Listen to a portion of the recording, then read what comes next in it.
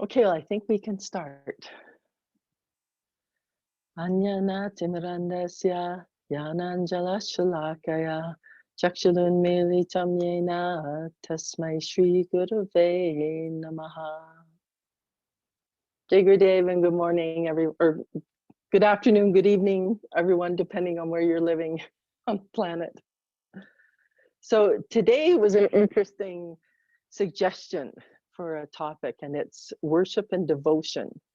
And those terms get thrown around a lot. And as a result, I don't think most people understand what they really mean. But worship and devotion is what creates the paradigm shift in you. So it's what shifts you from being a material, outward oriented person to an inner spiritual person, or being more aware of your spiritual side. And these practices are literally the tools that keep you connected, and they have to be done daily. This isn't, unfortunately, in the Christian religion, a lot of people just do their worship and devotion on Sundays. And then 6 days of the week, they don't think about it. And that does not create a connection. So a lot of Christians have made incredibly profound connections. And Guruji's walking around Switzerland right now with his pilgrimage group, visiting the chapels and cathedrals of saints. And they are the ones who manage to keep that connection going all day, every day. And miracles happened around them. And the devotion was immense in them. So when we talk about worship and devotion, we're talking about how you basically save your life, how you stop being bashed around by the waves of, what's going on in the world, the ups and downs of everyday life. When you make that connection and it stays on all the time, then what's going on out here is not going to destroy you, because most of that depression and destruction that happens in you is because of your mind judging the situation. And it was interesting. If I'll put the link on our little Telegram group in case you haven't done it, but the daily temple satsangs from the ashram are posted, and they really are worth staying on top of, because there's 2 a day, morning and evening prayers. And a lot of the residents take turns giving talks, and the analogies are so interesting because they come all from all these different mindsets. And there was one recently from the accountant who does all the chanting. Let me just Vandanandana. And he was talking about, he was working, he had logged on to the online banking, and then he got busy doing something else. And when he went back to do the banking, it said, your session has timed out, log in again. And he had this revelation that this is our lives, that if we don't stay connected, our session with the divine times out and he forgets about you. Gets busy with somebody who is paying attention. And I thought that was such a great analogy. It's like you have to keep your session open. You have to keep doing the tools that keep that connection on. And that's where the worship and devotion comes in. And one of the Just Love books that I was looking through recently, this is the first one, The Essence of Everything. And Guruji says, you cannot realize the self without devotion. And of all the yogas, Guruji prefers bhakti, which is the yoga of devotion, because this is where the devotee and the Lord become one. So all the other yogas, there's still this sense of separation. It's me and him, me and the divine. Whereas the yoga of devotion, you start experiencing him inside you all the time. And that's the difference, is there's a constant sense of, I am loved, the lover is in me, I am always safe, I will always get what I need. And that's the paradigm shift. Is I remember being an in-debt mother of one, And I thought everything was dependent on me functioning outside. And, can I, at one point I was holding down 3 jobs and I still couldn't match the bills. And I realized that I could have had the highest paying job in the world and I would have been in debt, because the divine was trying to shift me from thinking I was responsible for bringing in the money, paying the bills. It was shifting me to understanding only the one that created me can keep me out of debt, can keep me on track. And as soon as I had that shift, the debts disappeared and I haven't had a problem with money since. And I'm a sannyas, so I don't even work a job, and yet the money keeps pouring in. So this is a concept that a material mind that's stuck in Maya will never understand. My brother throws his hands up in despair because he can't figure out how I live. And it's because the mind only understands the material realm. And through that constant worship and devotion, you understand who's really taking care of you.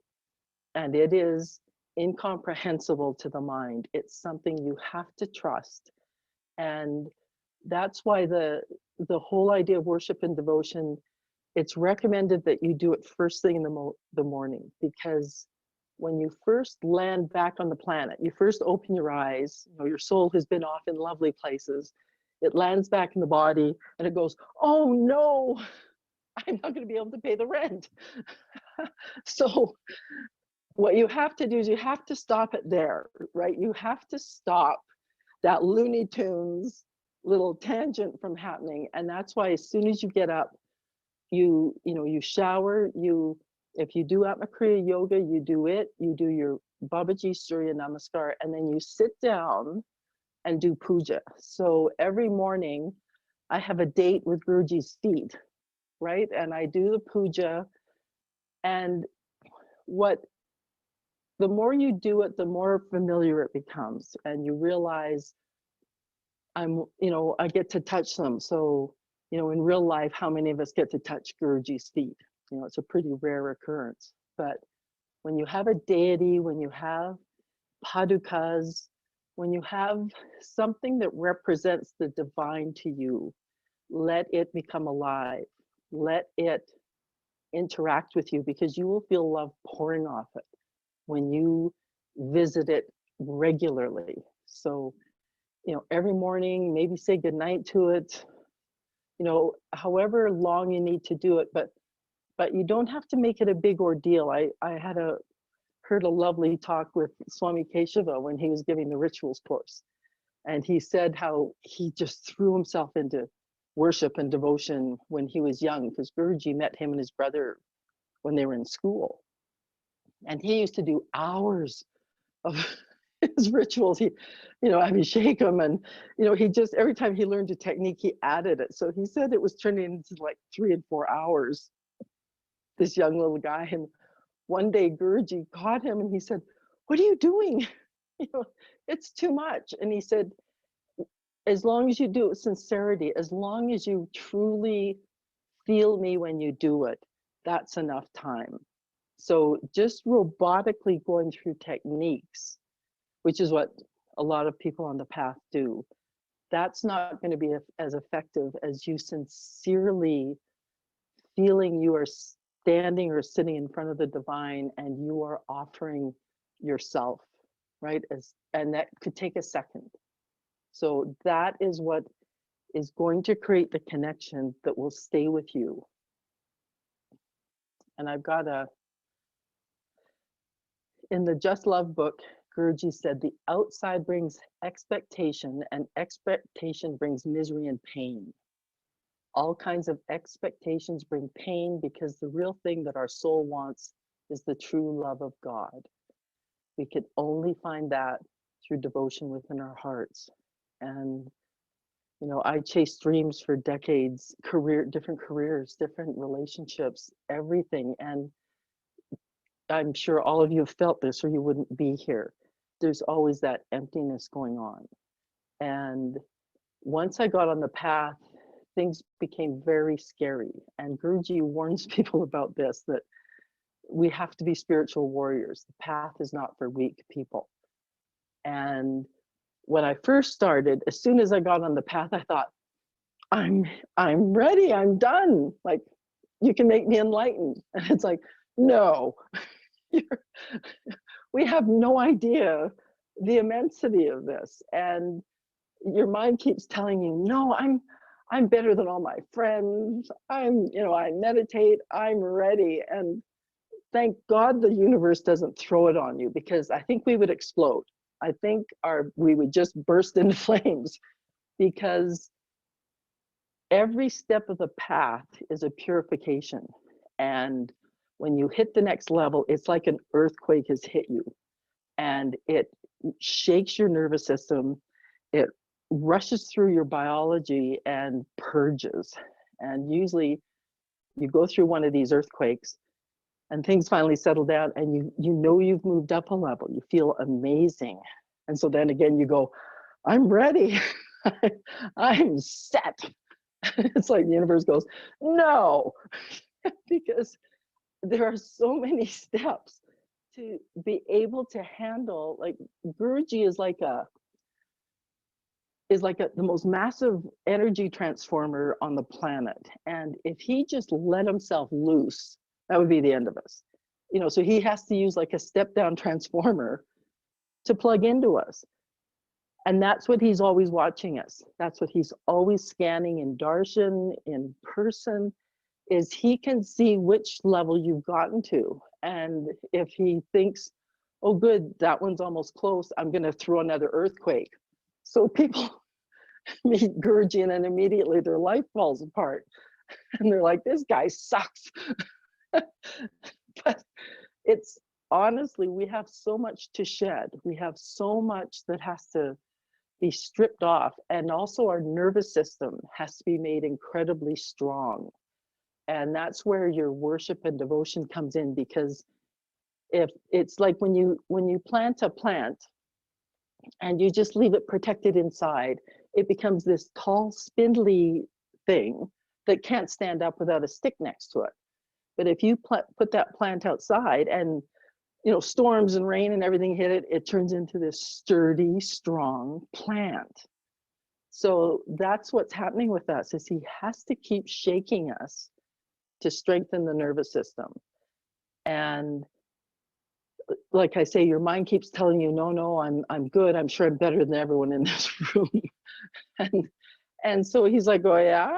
So he'll hit you with something. And if it shakes you and you really go through the turmoil and analyze why it upsets you so much, go through all of that, then you will see that it has stripped away something that was toxic in you. And then it gets you ready for the next earthquake, and then the next earthquake. But all of them are for your benefit. And at first you don't think you're going to survive them, but then when you realize you are, then you start to see the lightness and the joy involved. And that's when it becomes easier to have devotion, because you start realizing that you really can trust that none of these earthquakes have destroyed you.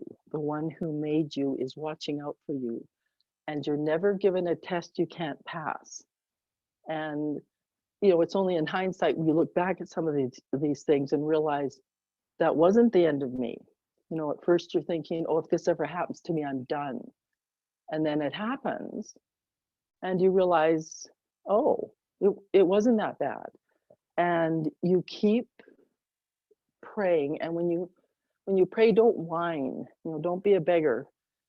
You say, okay, how are we going to handle this? Or show me what my next step is, because you are supposed to be active in your solutions to anything that's happening to you. So just tell your guide, your guru, your best friend, say, what do you want me to do next? The begging, whimpering thing doesn't work, because I tried that. I told this story a long time ago about when I was in labor with my son. I was so afraid of American hospitals that I ended up giving birth in a little hut on the beach next to Yogananda's ashram. And I guess I was about 12 hours in, and all of a sudden I just left my body. And I found myself standing in front of this gold wall, and the voice started talking to me. And, Babaji, Guruji, whatever name you want to put on it, but that friend was there. And I was just looking at this wall, and it had like hieroglyphs on it. I couldn't read it. And when it started talking to me, instead of going, oh my God, it's the divine, I went into victim mode and I said, I don't think I can do this.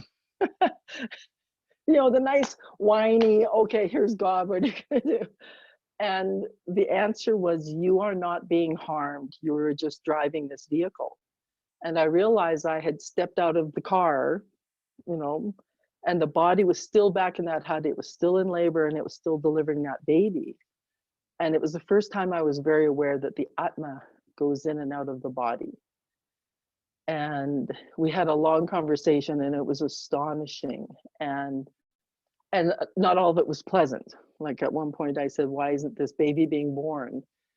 And the answer was, because you refuse to stop being a child. And I was like, well, that's not true. And then I realized it was true. I was 36 and I was just behaving like a child. I had no responsibility. I bopped around and, was living very free spirited. So I promised that I would step up and be a mother. And after the conversation was over, I said, please let this baby be born. And this voice roared back at me and it said, don't be a beggar, demand it as a child of God. And so I roared in that space, I demand this baby be born. And then boom, I was back in the body, a couple more pushes and that baby shot out like a football. And my husband was kind of sitting back from me because he thought, wow, this is going on forever. And all of a sudden this baby just came flying at him. And luckily he had good hands and he caught him. But as soon as I demanded it, it happened. And so that's the difference. When you pray, you're having a conversation, you're not begging. So be very careful that you don't take that victim stance when you're praying, when you're talking to your best friend. And here I looked up the Bhakti Yoga section in our beautiful Bhagavad Gita. So this is chapter 12. And Krishna says, cast away all dogma, cast away all that is from the mind and surrender to me. Only then true love can be realized. If you surrender to me, open your heart and say, Lord, take complete possession of my heart. It's only you that I'm looking for. And that's what I realized when my son was born, was when our neighbors found out that we'd delivered alone in a hut, they lost their minds.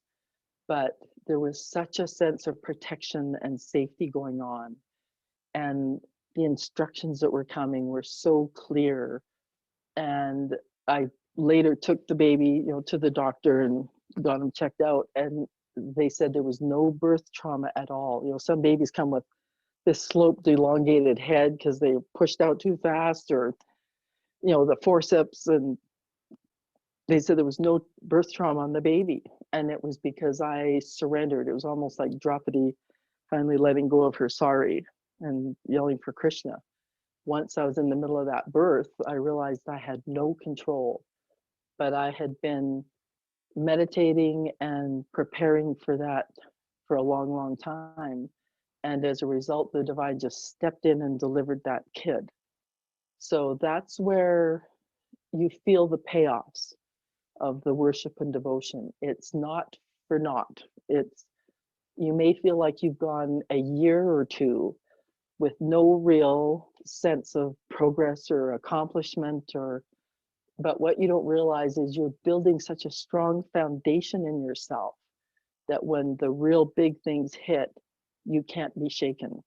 And that's when you know that you're on the right path, that the connection that you're creating every day is paying off, that you're never alone, and you're always full of that energy. So Krishna says, when one chants the name of God, the Lord takes full possession of that person. The more you lose yourself, the more you lose your ego and pride, the more you realize the divine. And I know in a lot of cases, that's why people don't worship, is their ego. They're just like, I'm not bowing down to anybody, or I'm not gonna, say this person's better than me. But in our path of the Vaishnava path, is we are very aware that God is a personality, that this isn't just sort of a formless, impersonal thing that we're trying to worship, that we're actually connecting with a personality. And because of that, you get to experience a relationship. You get to see what you've been looking for in marriages or with kids or anything else. You're actually getting that ultimate love. And when that happens, then you can take the pressure off your family and your friends, because you're full, you're complete, and you can be around anyone and love them. And that's what I found when I went down on the street with the homeless, is it's very easy to love people when you feel divine love inside you, because then you just want to spread it. You just want to help other people feel happy. So in the Just Love book, Guruji says, when you realize the purity of love, the mind will see the Lord everywhere. We must let go of everything. When you come to a point of self-realization, your life will automatically change. He can say, yes, this one is ready. I can give myself completely because this one can handle me. And Guruji warns people all the time that it's not easy being around him. Like, Kanaka Das knows the gang at the ashram. For people who are around him all the time, it's intense. It's like you're standing close to a nuclear reactor and you're being shaken all the time, right? There's no hiding. There's no, oh, I don't feel like doing this today. It's, when you've got the divine right in front of you, you're on it. Like you do it every day, and it's 7 days a week for the rest of your life. And I remember going through a transition when the ego wouldn't let go, when I thought, oh, I'm doing enough. I can skip today, or I can take the weekend off, or, I wasn't living in an ashram yet. And I just had this attitude that I was still doing better than the people I knew, so I must be doing great. But the paradigm shift is very important, to realize that you have to keep logged in all the time and don't let the connection become inactive. Say you're no longer available.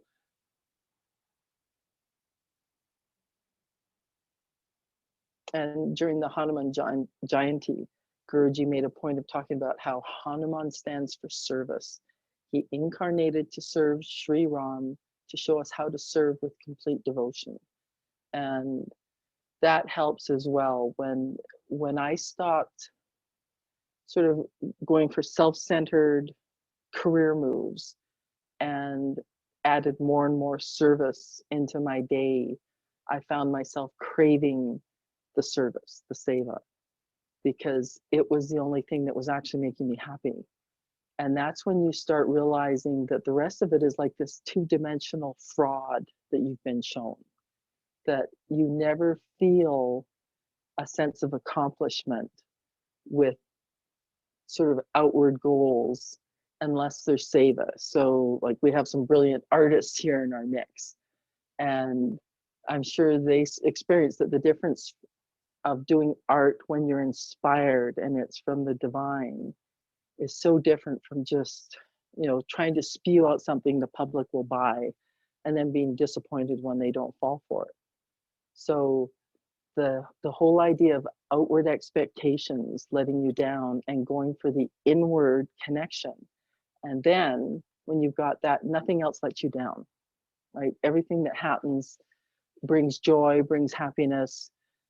Maybe you create something and nobody cares about it. It doesn't matter, because the process of you creating it made you happy, and that's your only way to give a gift back to to the divine, right? For a plant, it's producing a flower. Like, here, God, here's a flower.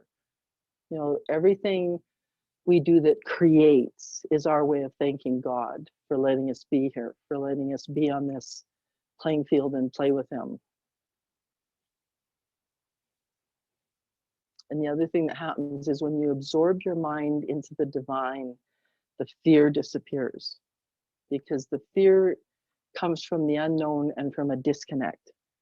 And even though I've gone through very intense experiences in my life, they no longer evoke fear, because I know who's created the situation.